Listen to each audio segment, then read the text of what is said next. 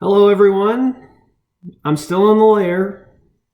It's still a little chilly and a little dark down here, but that's how I like it. I'm kidding. This will be a little bit more of a casual conversation about the very first thing that Paul writes to the Philippian church, which is this: Paul and Timothy, servants of Christ Jesus. And that's how it's written in most of the translations of the Bible. This is a unique introduction for Paul.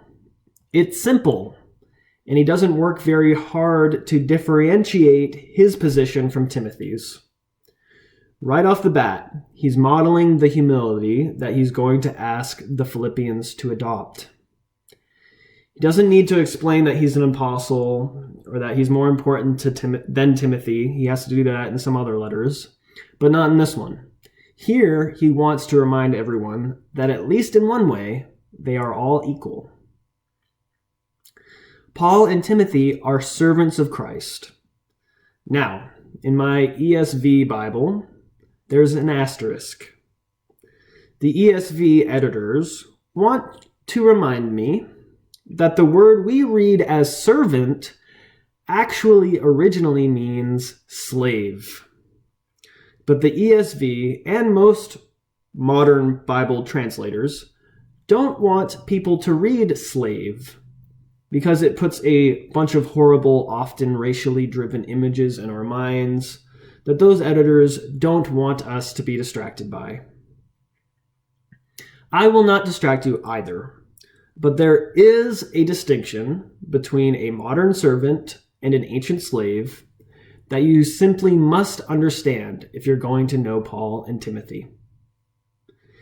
Slaves, no matter how dignified they are, no matter where they came from, what they are doing, for how long they have to do it, etc., no matter what, slaves belong to somebody. And a slave's owner holds their rights, and really their whole lives, in a way that servants do not have to deal with. Servants can quit. Servants belong ultimately to themselves. Slaves belong to somebody. In the United States, no one is allowed to own another person. But we do limit our own freedom based off of relationships that we are in. This is why some homeless people I know are the most free people. Free. They have no jobs or family and few friends, so they can do whatever they want, and they have gotten used to doing whatever they want with the very limited power that they have, and they enjoy doing that.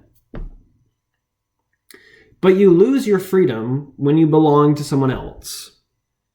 So I have friends who are single, who are worried about the prospect of belonging to somebody and losing their freedom as a single person. That makes sense.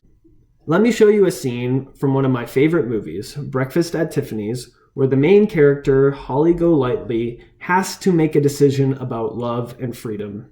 I think you're gonna like this. Holly, I'm in love with you. So what? So what? So plenty. I love you. You belong to me. No. People don't belong to people. Of course they do. I'm not gonna let anyone put me in a cage. I don't want to put you in a cage. I want to love you. It's the same thing. No, it's not. Holly? I'm not Holly. I'm not Luna May either. I don't know who I am. I'm like Cat here. We're a couple of no-name slobs. We belong to nobody, and nobody belongs to us. We don't even belong to each other. Stop the cab.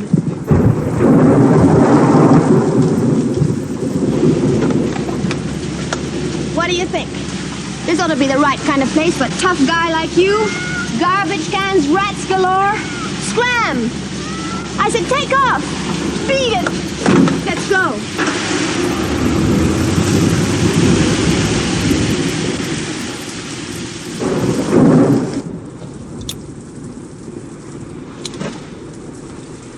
Driver. Pull over here.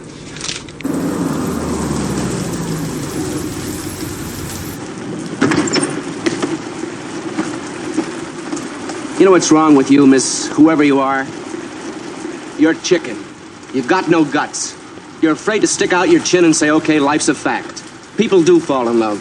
People do belong to each other. Because that's the only chance anybody's got for real happiness.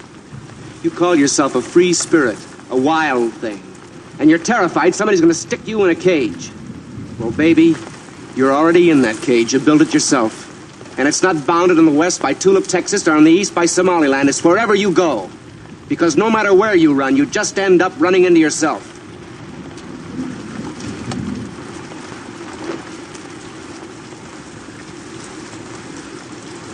Here, I've been carrying this thing around for months.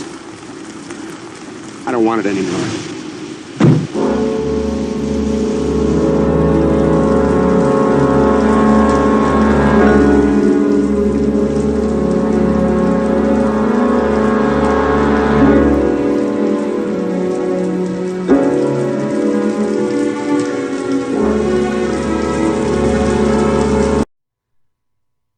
That scene is awesome.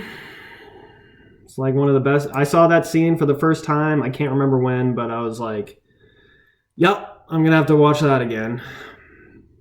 Okay, back to my lesson. So, my homeless friends who have no family or jobs or friends, they're free, but that freedom has actually become a cage to them. They can't let themselves get jobs or friends if they want to, so their freedom comes at a price, at least for a few people. Same with Holly Golightly. She's trapped by her own individualism. She's bound by her freedom, and it might end up destroying her life. Paul and Timothy have given up on freedom in the way that we think about it. They've opted for slavery, belonging to somebody completely. And to Paul, that slavery has resulted in an actual cage. Not literally, but you get my point. Paul is our reminder that we are on a freedom spectrum, and the more time, energy, and loyalty we give to ourselves, the less free we will be. It's when we give everything over. It's when we stick out our chin and say, we've got some guts. We have the guts to give it up. Not for a woman or man or a cute orange cat, but we give it all up for Jesus. That's when we're free. Paul and Timothy are servants of Christ Jesus. They belong to Jesus. And as we're going to see, that means that Paul has the freedom to do things that walls cannot bound, even though it would be better for him and the Philippians to be together. Even though it would be better for us to be together, maybe in the time we have left bound by our walls, we can learn something about Paul's freedom. I hope we do. I hope we can, if we're not chicken. I love you guys. Have a good day or a good week. See ya. So we've talked about... Oh...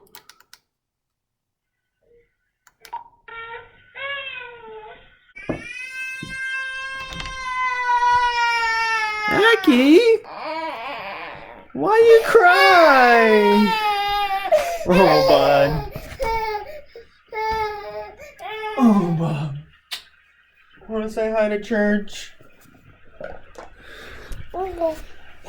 What?